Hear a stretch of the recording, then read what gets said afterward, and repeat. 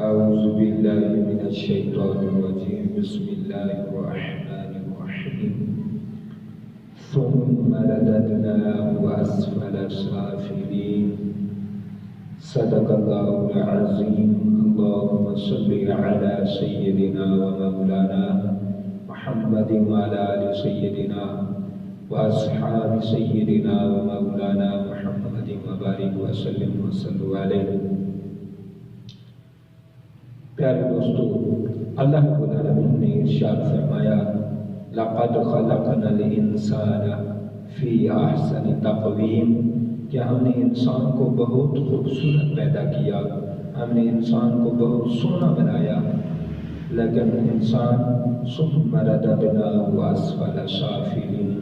انسان جہنم کے نچلے سے نچلے طبقے تک بھی چلا گیا۔ إِلَّا الَّذِينَ آمَنُوا مگر انسان آپ بھی پریشان نہ ہو، میں رب تجھ سے پیار کرتا ہوں۔ آقا علیہ السلام فرماتے ہیں مجھے بچوں کی کچھ عادات پسند ہیں، بچوں کی کچھ عادتیں مجھے پسند آتی ہیں اور بڑی بھلی لگتی ہیں، اچھی لگتی ہیں، خوبصورت لگتی ہیں۔ آقا علیہ السلام فرماتے ہیں مجھے بچوں کی پہلی عادت یہ اچھی لگتی ہے کہ بچے جب مٹی کا گھر بناتے ہیں، ایک لمحے میں گھر بناتے ہیں، دوسرے لمحے میں اسے توڑ دیتے ہیں، یعنی گھر بنا کر توڑ دیتے ہیں۔ یہ مجھے بہت اچھا اور پسندیدہ چیز لگتی ہے۔ اور دوسری چیز آقا علیہ السلام نے فرمایا بچے ایک لمحے میں جس کے ساتھ لڑتے ہیں، جھگڑتے ہیں، دوسرے لمحے اسی کے ساتھ کھیل رہے ہوتے ہیں، جھگڑے کو جلد مٹا دیتے ہیں، بات کو دل پر نہیں رکھتے ہیں، بات کو سیریس نہیں لیتے۔ اور تیسری بات، جب وہ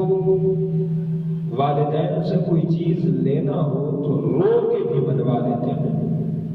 رو کے بھی کوئی چیز لے لیتے ہیں۔ اور یہی عادت، میرا تجربہ یہ ہے کہ اگر یہی عادت برقرار رہے، یہی عادت قائم رہے، دائم رہے، اور یہی عادت پر استقامت رہے، اور یہی عادت ساری زندگی رہے، تو جو رب اور جو مصطفیٰ اس بچے سے اور اس بچے کی ننھی اداؤں سے پیار کرتے ہیں، وہی مصطفیٰ اور خدا بندے سے ساری زندگی پیار کرتے ہیں۔ کہ بندہ جب گھر بنائے تو یہاں پکے گھر بنا کر پکے ڈیرے ڈال کر نہ بیٹھا رہے۔ کس دی جرت محمد بخشائے تھے پکے ڈیرے لاوے، کسی کی جرت نہیں آئی یہاں پکے ڈیرے لگائے۔ لیکن جب ہم بچے تھے گھر بناتے اور توڑ دیتے تھے، لیکن اب گھر بناتے ہیں، ساری زندگی گھر بناتے رہتے ہیں، اور اونچے بناتے ہیں، اور فلیٹس بناتے ہیں، اور بلڈنگیں بناتے ہیں، اور طرح طرح کے رومز بناتے ہیں۔ خدا کی قسم جتنے بھی اوپر چلے جائیں جانا نیچے ہے، جتنے بھی مضبوط ہو جائیں مالک الموت سے زیادہ کوئی مضبوط نہیں ہے۔ تو یہی عادت جو بچوں کی ہے، اگر بچوں والی عادتیں ہم میں وہی عادتیں رہیں جو ہمارے بچپن میں تھیں اور ساری زندگی رہیں، تو ساری زندگی ہم رب کی رضائیں، رب کی رحمتیں، رب کی کرم نوازیاں، مہربانیاں حاصل کر سکتے ہیں۔ آقا علیہ السلام کو یہ عادائیں بچوں کی پسند تھی۔ تو پیارے دوستو، ہم جو بچوں کو سکھاتے رہتے ہیں، بچوں کی تربیت کرتے ہیں، بچوں کو پڑھاتے رہتے ہیں، کبھی ہم بچوں سے بھی کچھ سیکھ لیا کریں، ہم بچوں کو سکھائیں بھی کچھ، ان سے سیکھیں بھی۔ رب بڑا کریم ہے، رب بڑا کرم نواز ہے، رب نے جگہ جگہ پر انسان کی ہدایت کے لیے، فلاح کے لیے 100 سورسز بنا دیے ہیں، رب نے بڑے ذرائع بنا دیے ہیں۔ کسی طرح میرا انسان کہیں سے ٹھوکر لگے، کہیں سے ٹھیلا لگے، کہیں گرے، کہیں تڑپے، کہیں روئے، کہیں خوش ہو، کہیں جائے سیر کرے، کہیں سے رب نے 100 جگہ پہ ہدایات بکھیر دی ہیں تاکہ میرا بندہ کہیں تو سیدھا ہو جائے، کسی جگہ پر تو اس کو ٹھوکر لگے اور اسے آخرت کی فکر لگ جائے اور اس راہ راست پہ آ جائے، صراط مستقیم پہ آ جائے، کسی انداز سے تو میری جانب بڑھے، کسی انداز سے تو میرے ساتھ محبت کا رشتہ قائم کرے۔ ہم جو بچوں کو سکھاتے رہتے ہیں تو کبھی بچوں سے بھی سیکھ لیں کہ بچے جو چیز ہم نہ دے رہے ہوں رو کے منوا لیتے ہیں اور منوا کے پھر وہ چیز لے لیتے ہیں، تو ہم بھی تو کبھی ہزاروں ماؤں باپ سے بڑھ کر، ہزاروں ماؤں سے، ہزار والدین سے بڑھ کر جو مالک پیار کرنے والا ہے، کبھی ہم بھی اس کو لینے کا طریقہ سیکھ لیں، کبھی ہم بھی روئیں، گڑ گڑائیں، زاروں قطار روئیں، ہم گریہ زاری کریں، کبھی آہو پکار کریں، کبھی اس سے فغاں کریں، کبھی اس کی طرف توجہ کریں، پھر دیکھیں ہمارے خزانے تو دینے سے کم ہوتے ہیں، ہم پھر بھی دینے کو تیار ہو جاتے ہیں، ہر شاید اپنی اولاد پر لوٹانے کو تیار ہو جاتے ہیں۔ جب اولاد روتی ہے تو کبھی ہم بھی تو سوچیں کہ جب ہم مالک کے آگے روئیں گے تو اس کے خزانے تو کم ہونے والے نہیں ہیں، اس کے خزانوں میں تو کمی نہیں ہے، اس کے خزانے جب ہم روئیں گے، گڑ گڑائیں گے اور اس سے مانگیں گے، وہ کتنی کرم کے سمندر بہا دے گا، کتنی مہربانیوں کی بارشیں عطا کر دے گا، وہ کیسا راضی ہوگا، کیسا خوش ہوگا۔ کبھی ہم یہ سبق بچوں سے ہی سیکھ لیں۔ اور دوسری بات، ہم بچوں سے گلہ شکوہ کرتے ہیں، شکایت کرتے ہیں، جو بچہ نہ پڑھ سکے نا، اللہ نہ کرے ایسے، اللہ سب کے بچوں کو علم کی دولت سے مالا مال فرمائے، دینی دنیا میں ساری تعلیم اچھی ہیں، سب تعلیمات سے اللہ مالا مال فرمائے۔ لیکن اگر کوئی بچہ، میں ایگزامپل دے رہا ہوں، مثال دے رہا ہوں، اگر کوئی بچہ نہ پڑھ سکے تو ہم کیا کرتے ہیں؟ جب وہ بچہ نہ پڑھ سکے اور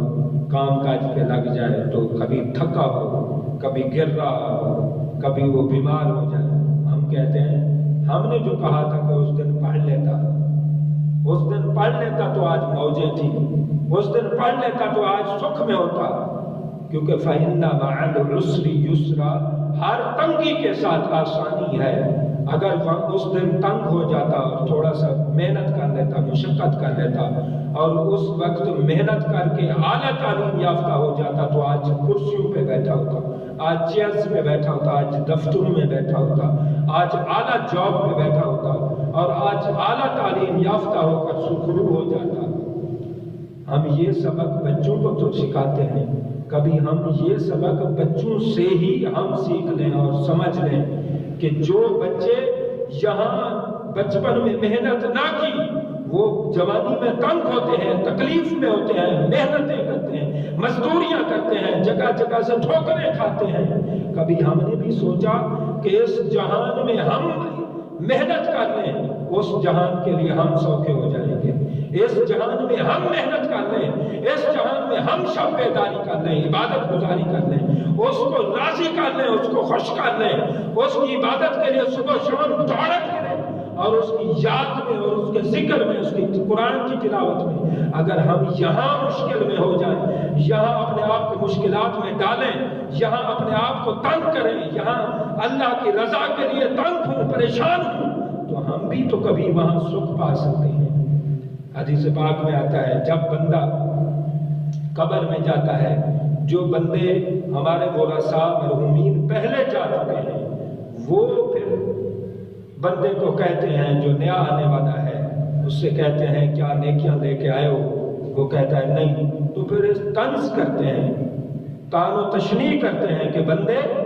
تم نے اتنے سال تجھے مل گئے تھے، ہمیں کاندھوں پر اٹھایا تم نے، قبر میں لٹایا تم نے، تجھے کفن،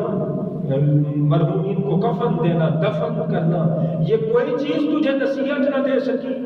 کسی چیز سے تو رائے ہدایت حاصل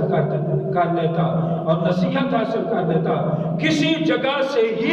واضح و نصیحت حاصل کر کے تجھے تو